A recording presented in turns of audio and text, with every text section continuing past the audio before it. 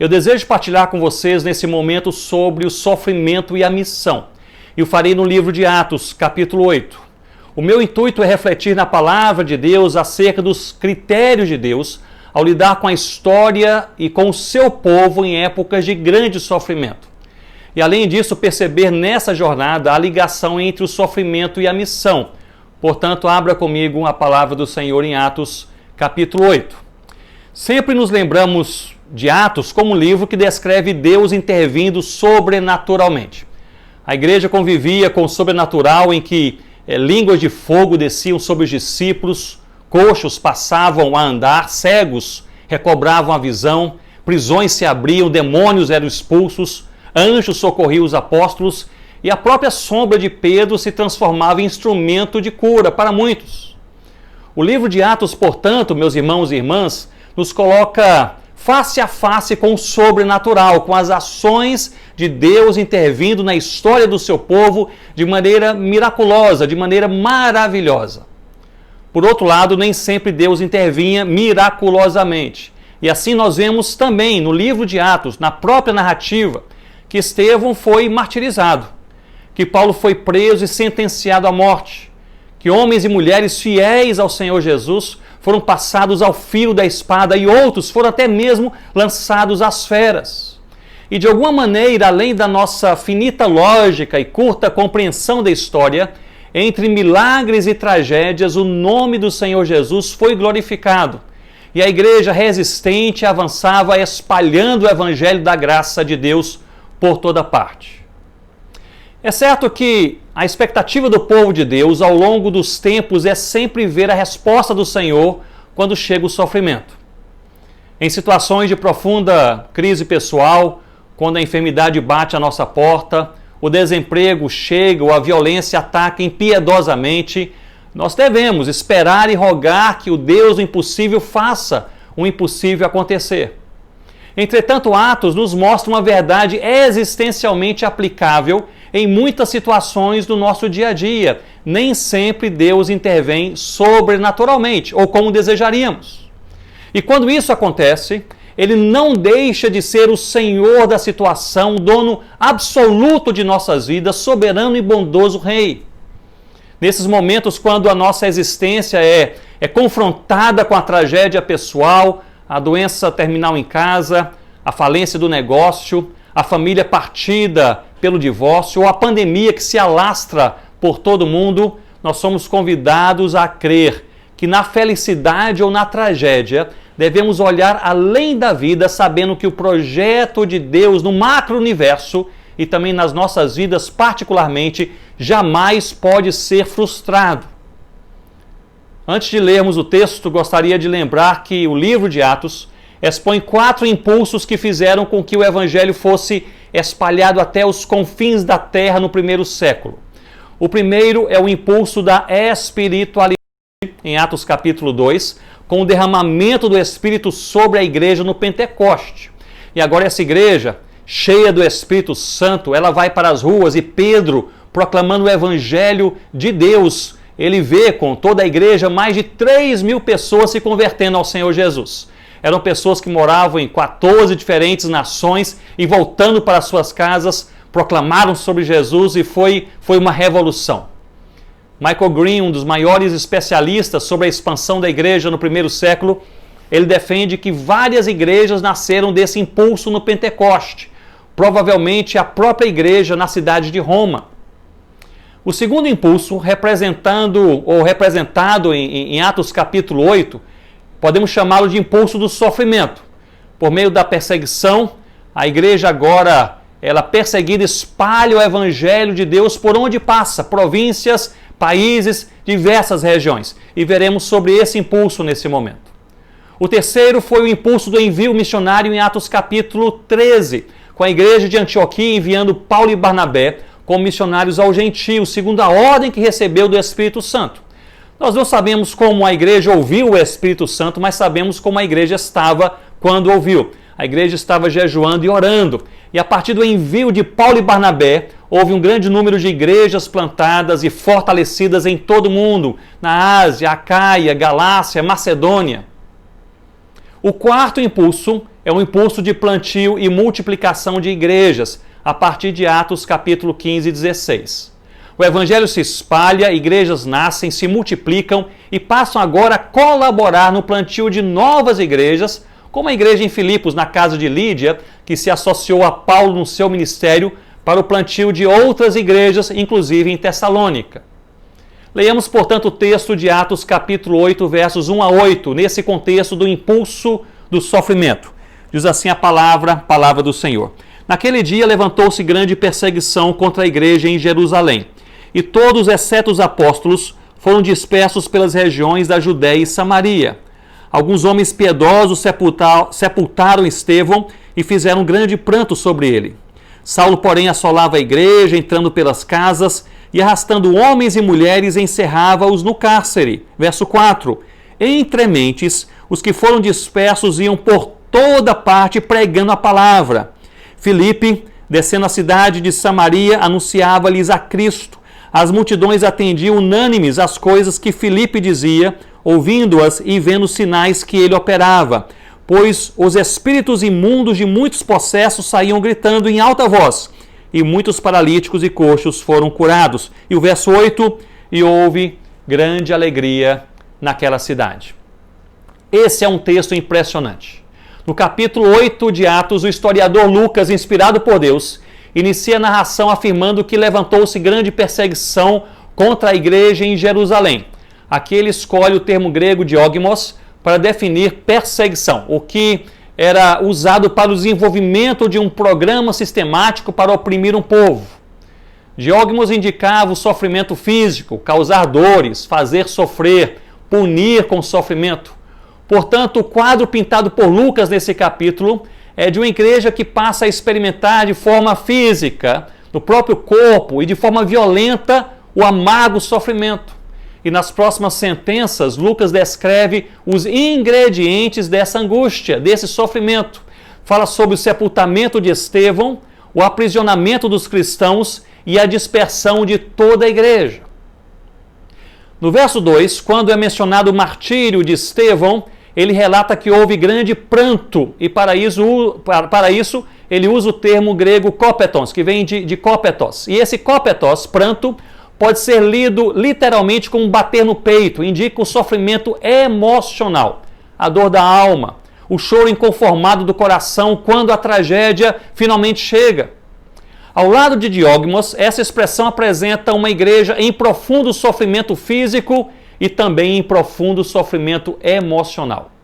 O ataque vinha de diferentes lados, pois paralelamente à opressão física, com as prisões, o martírio, os espancamentos, havia também essa opressão emocional, com o medo, a insegurança, a saudade, a angústia. No verso 3, o historiador Lucas afirma que Saulo, ele assolava a igreja. E mais uma vez escolhe cuidadosamente um termo, dessa vez elumaineto, que descreve o sofrimento dos santos da igreja nesse momento que vivia. No capítulo 8. Esse termo derivado de lumainó aponta para uma assolação, uma destruição, não apenas física e emocional, mas também espiritual. É a mesma raiz usada em João capítulo 10, versículo 10, quando lemos que o diabo veio roubar, matar e destruir. O ataque visava não apenas abater o corpo, não apenas desestabilizar as emoções, mas também destruir a fé dos cristãos naquele momento. O que temos até o momento, portanto, é um retrato surpreendente, cuidadosamente pintado nos 3 primeiros versos de Atos 8. A igreja enfrentando fortíssimo ataque físico, emocional e espiritual. Portanto, uma igreja em profundo sofrimento. O sofrimento continua presente entre o povo de Deus nos dias de hoje. Quando a violência cai sobre a família, o irmão tem a sua vida ceifada pelo trágico acidente, a enfermidade teima em não abandonar o corpo, o desemprego e as dívidas fazem com que o sono possa se esvair na madrugada, a depressão se abate sobre a alma e a própria fé é provada no fogo. Nós entendemos que o sofrimento é possível. Mas a fidelidade constante de Deus nos mostra que mesmo no mais terrível sofrimento, Deus continua sendo Deus e nunca se ausenta. Mesmo quando ele se silencia em momentos que esperávamos um poderoso e miraculoso grito, ele continua Pai dos seus filhos e Senhor do nosso destino. Quando o Senhor se cala, é preciso olhar além da vida, em total dependência e saber que Deus é maior que os homens e que os planos de Deus são maiores do que os nossos planos. Lá em Gana, nós cantávamos um hino que diz assim: não vivemos para celebrar o sofrimento, nem também para chorar, mas quando ele vier, choraremos. No sofrimento há Deus, não cremos na dor sem Deus, não cremos na dor sem Deus. Mas existe algo a mais nesse texto. Ele não pinta apenas a ideia de um sofrimento em vão, não é isso. Ao contrário, apresenta o outro lado da mesma moeda que nos leva sempre a esperar contra a esperança e crer que Deus tem sempre a última palavra em todo momento de nossas vidas e da história da humanidade. Assim, a resposta de Deus ao seu povo em Atos 8 vem nos 3 versos seguintes, e Lucas escreve nesse texto com todas as letras que Deus tem sempre a última palavra e que o plano de Deus jamais pode ser frustrado. Observem comigo, no versículo 1, nós vemos a igreja sofrendo e sendo dispersa pelas regiões da Judéia e Samaria. Mas no verso 4 veio a tremenda e intrépida resposta do Senhor, dizendo: entre mentes os que foram dispersos iam por toda parte pregando a palavra. Mesmo no sofrimento humano, Deus fazia a história caminhar para a glória do seu nome e o avanço do seu evangelho. No verso 2, o evangelho sofria com o martírio de Estevão, como nós vimos, pregador da palavra, homem cheio do Espírito Santo, caía ali, portanto, um grande e amado líder, um incansável pregador. Mas Deus, no verso 5, dá resposta ao sofrimento, levantando Filipe, também cheio do Espírito Santo, e esse, diz o texto, descendo a cidade de Samaria, anunciava-lhes a Cristo. Caía Estevão, Deus levantava Filipe. Silenciaram um pregador ousado, Deus levanta um outro ainda mais ousado. No verso 3, homens e mulheres eram arrastados e encarcerados por Saulo, após terem feito grande pranto sobre Estevão. E essa cena é particularmente terrível, pois aqui a violência se abatia sobre famílias inteiras. Era a figura do caos. Entretanto, no verso 8, o texto conclui dizendo que houve grande alegria naquela cidade, se referindo à cidade de Samaria, em que multidões creram no Senhor Jesus Cristo. Que maravilha! Deus fazia o impossível acontecer, tanto no corpo, na alma e na fé do seu povo, em meio à grande perseguição e sofrimento. Gostaria que lembrássemos 3 verdades bíblicas nesse momento a partir dessa incrível e encorajadora história em Atos capítulo 8. Primeiramente, lembrarmos que o sofrimento é possível e ele é até mesmo certo, mas jamais estaremos sozinhos. A promessa de Cristo ao enviar os discípulos para fazerem outros discípulos em todas as nações, em Mateus 28, foi simplesmente a promessa da sua presença. Ele disse: e eis que estarei convosco todos os dias, todos os dias. Nós não sabemos o que nos aguarda amanhã, o que vai acontecer semana que vem ou até o final do ano, mas de uma coisa você e eu, nós sabemos, nós jamais estaremos sozinhos. Um só dia, o eterno Senhor, dono do universo, Cordeiro de Deus, Leão de Judá, estará conosco todos os dias da nossa existência. Eu gostaria, portanto, de lhe convidar nesse momento a crer, sinceramente crer que Cristo está contigo hoje e em todos os dias da sua vida, mesmo em meio ao sofrimento. E com ele o choro pode durar uma noite, mas a alegria definitivamente ela vem pela manhã. Em segundo lugar, eu quero te lembrar que em meio à tragédia a palavra final sempre é de Deus. A despeito do possível caos em sua alma, das inúmeras batalhas perdidas, do vazio no seu coração, da falta de fé nesse momento, da ausência de respostas aguardadas por você, entenda que Deus nunca foi e Ele jamais será surpreendido por qualquer fato ou acontecimento que tente lhe roubar a expectativa de um dia você voltar a ter paz. Ele detém o direito autoral de escrever cada capítulo da sua existência. Ele é o soberano, tem domínio sobre a sua história pessoal, mesmo quando ele se cala.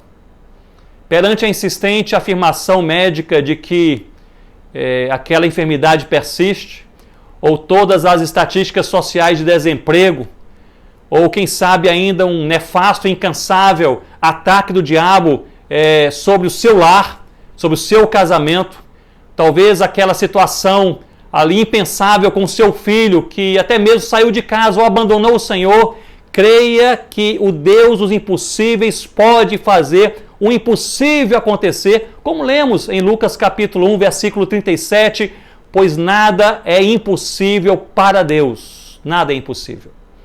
Olhar além da vida é olhar para o projeto maior na mente do Senhor. É reconhecer que Deus é maior do que o homem, que a glória de Deus importa mais do que a nossa glória. Não creia na dor sem Deus. A palavra final não pertence a você ou a mim, ou ao diabo, inimigo das nossas almas, mas pertence ao nosso Deus. Por fim, mesmo no meio do sofrimento, cumpra a missão. A igreja em Atos não aguardou o fim da perseguição para pregar a palavra de Deus. Nós vimos aqui no texto. Ao contrário, pregou a palavra enquanto sofria.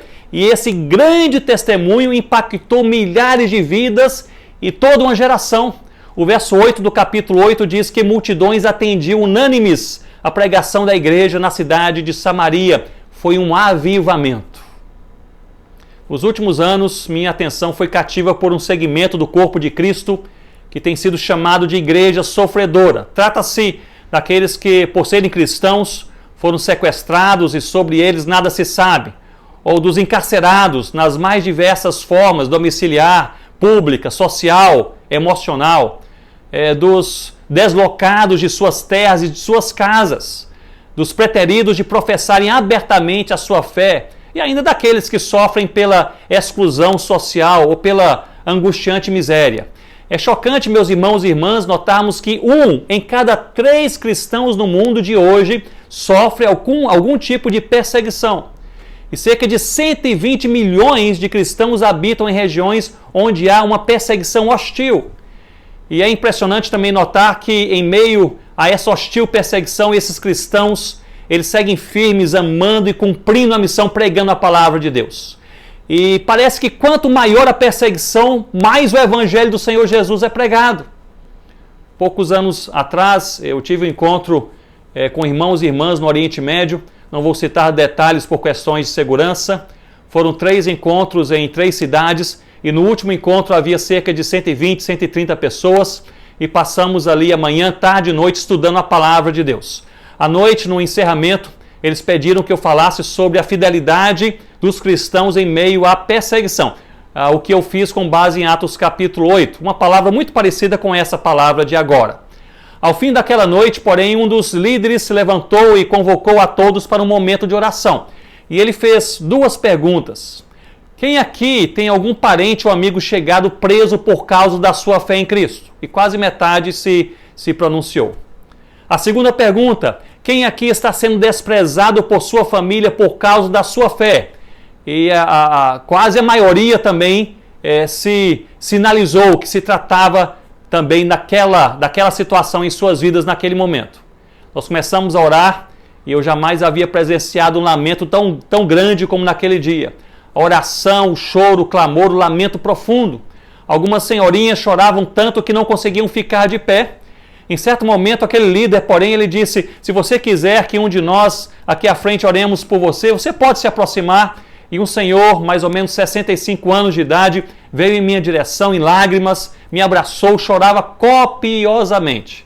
Suas lágrimas banharam meu ombro e ele soluçava, e ele falava um pouco de inglês, e em meio à oração e ao choro, ele mencionou algumas frases. Em certo momento ele disse, perdi tudo. Perdi minha família por causa da minha fé, fui expulso de casa.